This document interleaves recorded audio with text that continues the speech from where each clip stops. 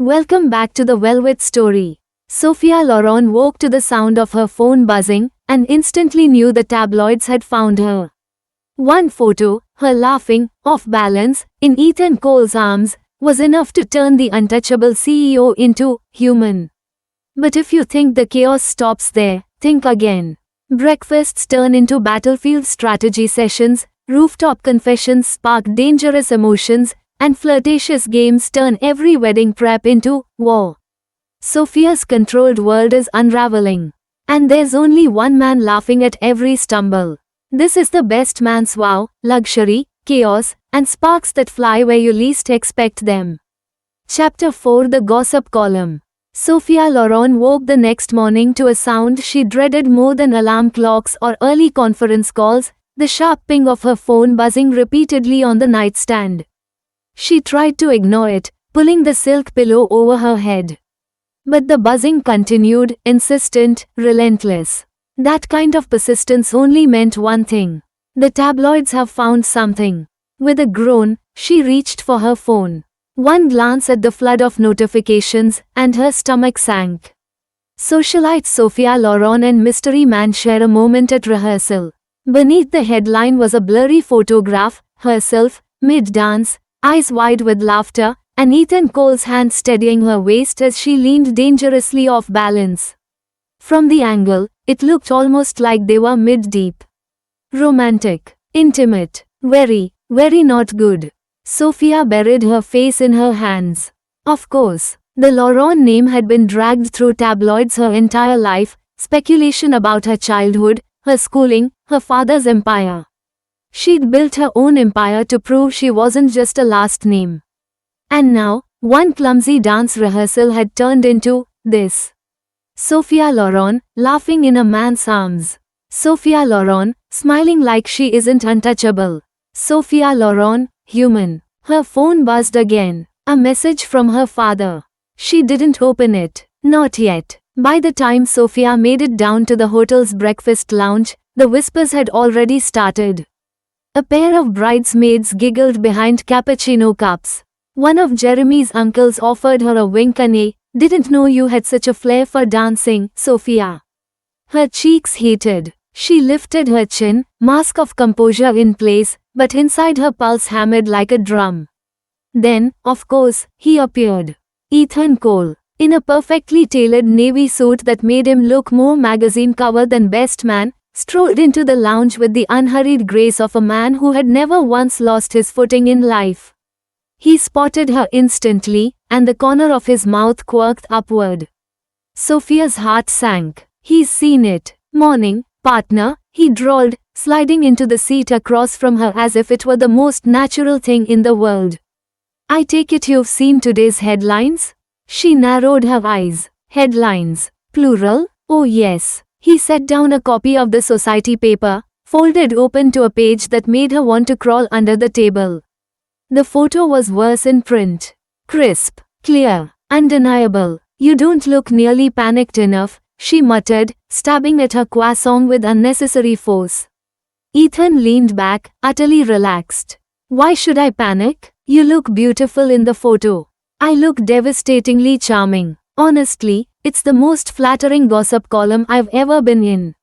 Sophia glared at him. "This isn't flattering. It's humiliating." He tilted his head. "Is it?" "Yes," she snapped, then lowered her voice, aware of the sideways glances they were drawing. "I've spent years building credibility. Respect. The press finally stopped calling me just Loren's heiress and started calling me a CEO. And now," she jabbed the newspaper with her fork. "This." For a long moment, Ethan studied her. Not with mockery, not with arrogance, just steady, thoughtful observation. "Tell me something," he said quietly. "Do you honestly believe anyone who matters, your investors, your clients, your employees, will read that photo and think less of you?" Sophia faltered. She wanted to say yes. Wanted to cling to her outrage. But the truth was, no. Rationally, no. Yet it felt monumental, like a crack in her carefully built armor. "It's not about them," she admitted finally. "It's about control. I've kept my life private, Ethan. My image clean. This makes me look like a woman who laughed once, he finished for her, tone deliberately light. Sophia froze, fork halfway to her lips. Ethan's eyes softened. I get it. You've worked hard for your reputation. You want to protect it. But, Sophia, his voice dipped lower, the flirtation wrapped in sincerity. One photograph doesn't undo all that. If anything, it makes you seem more real. More approachable. She hated that her chest tightened at the word. Approachable. You are enjoying this, she accused. Immensely. His grin was shameless. I finally have proof that you're not made of steel. That's headline news, if you ask me. Against her will, Sophia laughed. Just a small, reluctant sound, but enough for Ethan's smile to deepen. The breakfast chaos swirled around them, guests gossiping, staff rushing, Madeline trying to soothe her own mother's nerves, but Sophia and Ethan sat in their bubble, bantering, sparring, circling each other with words. At one point, Jeremy wandered by, clapping Ethan on the shoulder. Already causing scandals, Cole? You work fast. Not my fault if your wedding photographer has excellent timing, Ethan replied smoothly. Jeremy chuckled and moved on, leaving Sophia glaring. You could deny it, you know. Quash the rumor. I could. He sipped his coffee leisurely. But where's the fun in that? Sophia groaned. You are insufferable. And you, he said, pointing his spoon at her, are adorable when you're flustered. Her cheeks burned. She buried herself in her coffee cup. Later that morning, alone in her suite, Sophia finally opened her father's message. Sophia, we need to talk. Lunch. Today. No excuses. Her throat tightened. Of course. He'd seen the column. He always saw everything. For the first time since the story broke, Sophia felt something close to fear. Not of her father's disappointment, she'd long learned to live with that, but of what he might say about Ethan. About how reckless she was being. Her phone buzzed again. Another message. This time from Ethan. Meet me on the rooftop at 3. Don't you? You need fresh air. Sophia stared at it, torn between exasperation and relief. Because maybe, just maybe, Ethan Cole was the only person in this entire wedding circus who could make her forget the headlines, even for a little while. Chapter 5 Rooftop Confessions. The rooftop was quiet, a rare oasis above the city's constant pulse. String lights crisscrossed between beams, casting soft golden halos against the evening sky. Beyond the terrace, Manhattan stretched endlessly, skyscrapers glowing like constellations, taxis moving like fireflies. Sophia stepped out onto the rooftop and instantly breathed easier. The air was crisp, cool, untainted by perfume clouds and overheated ballroom chatter. She spotted him immediately. Ethan Cole leaned against the railing as though he'd been born there, hands tucked into his pockets, jacket abandoned on a chair. The sunset burnished his profile in shades of gold and rose. He looked less like a billionaire best man and more like someone at peace. She envied that. You're late, he said without turning, voice casual but threaded with amusement. Sophia lifted her chin. I had a lunch ambush with my father. Ah, and how did the Great Laurent Summit go? She walked to the railing, heels clicking softly against the stone. As expected, he reminded me that our name is not a toy. That headlines follow us forever. That I should focus on strategy, not scandal. And then, Ethan prompted. Sophia's lips curved humorously. Then he suggested I consider a more suitable date for the wedding festivities. Someone less. She gestured vaguely toward Ethan. Chaotic. Ethan chuckled, low and warm. I'm flattered to be considered chaos. You shouldn't be, she retorted. It wasn't meant as a compliment. Of course it wasn't. He finally turned, eyes gleaming with something unreadable. But you're still here. Her breath hitched. She hadn't realized it until he said it. Despite her father's lecture, despite her own fears, she had come. Chosen to come. Sophia looked away, toward the skyline. I needed air. He studied her, then said lightly, or maybe you needed someone who isn't afraid of your father, your reputation, or your perfectly sharpened glares. She shot him a sidelong glance. You think I glare? I know you glare. His grin was devastating. It's like watching a queen sentence her courtiers to death. Her laugh escaped before she could stop it. Genuine. Startling. She pressed a hand over her mouth, but Ethan's answering smile told her he'd noticed. For a while, they stood in silence, watching the city shift from dusk to night. Sophia realized how rare it was to simply stand still. No schedule, no assistant whispering updates, no phone buzzing with alerts. Just the two of them. Tell me something, Ethan said suddenly, his tone softer now. When was the last time you laughed like you did yesterday? Sophia blinked. At the dance rehearsal? Hum. You looked. He paused, searching for the word. Free, unburdened. Her throat tightened. She wanted to brush it off, to say something witty, but the truth rose unbidden. I don't remember, she admitted quietly. Not like that. Ethan didn't tease, didn't smirk. He only nodded, gaze steady. Then I'm glad I was there to see it. Something in her chest shifted. Dangerous, warm. She turned to face him, needing a distraction. And what about you? You seem unaffected by all this chaos. Don't you have investors, businesses, a public image to maintain? Oh, I do, he said easily. I just don't let it own me. Sophia raised a brow. That sounds reckless. That sounds balanced. He leaned closer, eyes gleaming with that playful spark she was coming to recognize. Life is serious enough on its own, Sophia. Why make it heavier than it needs to be? She bristled, though not with anger. More, intrigue. So your philosophy is to flirt your way through it? His grin widened. Partially, but only with women who look like they could out-strategize me before breakfast. Her heart skipped. He was teasing, yes, but underneath, there was respect. He didn't diminish her strength. He admired it. Do you ever stop? She asked, half exasperated, half curious. Only when I find something worth not joking about, he said, tone suddenly serious. The air shifted. Sophia's breath caught. The city lights blurred around them, the noise below fading to nothing. For one suspended moment, she thought he might kiss her. But he didn't move closer. Didn't press. He simply held her gaze, letting the silence speak. Respect. Boundaries. Choice. And for the first time, Sophia wanted to close that gap herself. She didn't. Not yet. Instead, she exhaled shakily. You are impossible. Correction, Ethan murmured, smile tugging at his lips. I'm patient. They stayed on the rooftop until the chill in the air forced her to shiver. Instantly, Ethan shrugged out of his jacket and draped it over her shoulders without a word. Sophia stiffened. I didn't ask. You didn't have to, he cut in gently. She opened her mouth to you.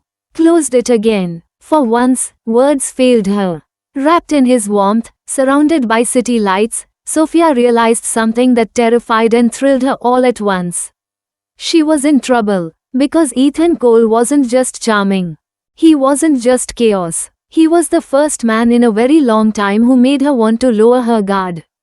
And that was more dangerous than any headline could ever be. Chapter 6 Flirt Wars. The next morning dawned with a deceptive calm. The kind of bright Manhattan sunshine that suggested perfection, blue skies, a soft breeze, and the illusion that a wedding was not teetering on the edge of logistical collapse. Sophia Loren knew better. She sat at the long table set up in the bridal suite.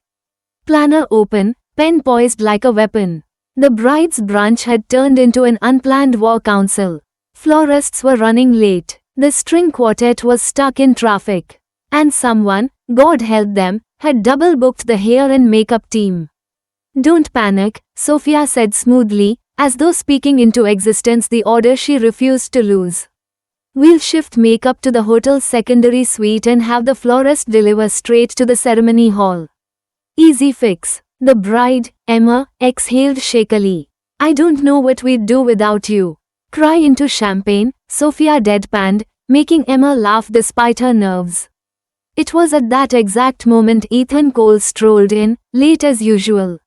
He wasn't supposed to be here. Best men didn't normally intrude on bridal brunches, But Ethan carried himself like the rules were charming suggestions meant for other people. Jacket slung over his shoulder, shirt sleeves rolled, he looked more like a GQ spread than a man attending a scheduling emergency.